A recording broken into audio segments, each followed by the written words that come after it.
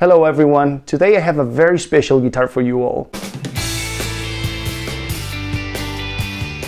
Hello everyone, my name is Joe. I'm a giggy musician from the Seattle area, and today I'm going to present to you this guitar that it truly got my attention. It's an RGR652AHB. I know, quite a long name, but I think you're gonna love it. I'm gonna give you a few highlights of what I think is more relevant about it, and for those who are curious about the specs, I'm gonna leave the whole specification sheet on the description box. So if you're curious about anything, the details about it, you just have to click there. Let's get started. The first thing that got my attention of all things, and I'm gonna name a few of them, was the neck. This is the most insane neck I've ever seen in my entire life. I wouldn't even believe this was possible if I hadn't played it. And the thing that makes it so impressive to me, and I'm not saying this is good or bad, it's definitely not for everyone, is first how unbelievably thin it is. This is a super wizard. The wizard necks are Ibanez's super thin necks, and this is thin among the thin. Just to give you some perspective, if you were a Stratocaster guy and you've ever played an Ibanez, the first thing that probably got your attention as well would be how thin it is and how flat the radius is. And you know, it takes a couple minutes to adjust, and the feel is kind of strange in the beginning, not in a bad way at all, but just it feels different, right? So this guitar made me feel that way, but I'm used to Ibanez. But I felt the same way I felt the first time that I played an Ibanez coming from a Stratocaster. So I'm used to playing my regular Ibanez with the thin necks and all. And when I tried this, I was like, what? Really? So if you have a preference for this type of necks, you're absolutely gonna love it. It's very impressive. It's really easy to access the last frets. It's just a wonder. I absolutely love it. Now, all the things that got my attention. Well, I'm gonna leave the pickups for later. The finish, it's rather unusual. It feels like it's unfinished, like raw. If you wipe it with you pass your finger through the top, it's raw. It's not flat, right? And it's just really nice looking. It's very special. It's very different. Same thing in the back. Feels kind of raw. In my opinion, it's in the heavy side. I haven't weighted it, but against my other Ibanez, just eyeballing it, it kind of feels a little heavier than those. But I don't know, it's very, very cool.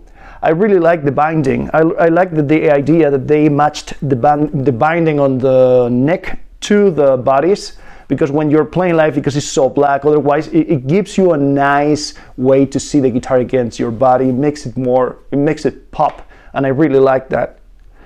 And and this was kind of badass. The reversed headstock, kind of weird to get used to tuning it up like that, but beautiful. Now, I said that I was saving a couple of things for the end, right? Well, the pickups for the end. Yeah, let's talk about the bridge before. The bridge, I didn't really love it. It's my preference. There's nothing wrong with it, don't get me wrong. It works fine, it's high quality, but I wish they had used a different one, like a low pro edge, something like that. I don't know. It feels, again, this is gonna sound like a sacrilege, but it feels a little cheap in comparison with the rest of the guitar. Maybe they went for the raw finish type of appearance, and they didn't want to put the nicer looking bridge. I don't know what the deal was, and it's fine. Again, this might just be me. If you disagree, feel free to leave a comment and tell me, but I don't know. There's something about it that I didn't like. It's just a feel. And now let's talk about the pickups. The pickups, they are not for everyone. They do certain things really great and certain things not all the way. So let's start with the positives. If you play metal, hard rock, something like that, they're awesome. They are awesome. They're extremely articulate. You can really shred, and every note is crystal clear. They have a very nice natural compression to it. It's just, it's not, they are nice sounding in every way when you're playing with distortion. Now, when you're playing in clean,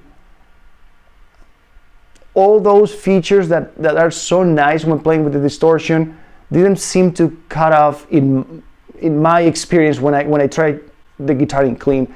Out of the 5 combinations, only one of them satisfied me somewhat when it comes to the clean tone of the guitar. I don't know, I'm torn. I wish they had like one of these pop tone or volume knobs where you get a split so you can get a bit more of a strat sound, something like that. But no, this is what it is. It's just metal all the way. Now, in its defense, I'm gonna say, I've listened to many records where you find this clean type of tone, kind of like, again, sort of compressed in a beautiful way, but I like the clean tones to be a bit more raw. Now, I'll tell you who I think this guitar is and who's this guitar is not. Well, metal guys, that's a given. If you're looking for a metal machine and you want to play solos or you want to play something that sounds tight, this is it. I don't think it can be done any better than this. However, if you're more in the rock blues side and you're looking for a thinner neck, and playing a shuffle with this thing is not going to work for you. Period. It's just not going to. I tried to play a little bit of a bluesy thing. It just doesn't sound the way, like, it's just not working. It's not working. And then again, if there was like a system to split the pickups, or maybe you can do that. That's another option that I didn't think of. Maybe you can just get a split knob and see how that works. But I wouldn't get my hopes up. This seems like this is a metal machine or a hard rock machine, and period. So those are my thoughts. I hope you guys enjoyed the review. If you did, I'm gonna be posting more soon. You're all welcome and invited to subscribe to my channel. If you decide to do so, please use the little bell, otherwise YouTube will not notify you that I release a video. Thank you so much for watching. I'll see you in the next one.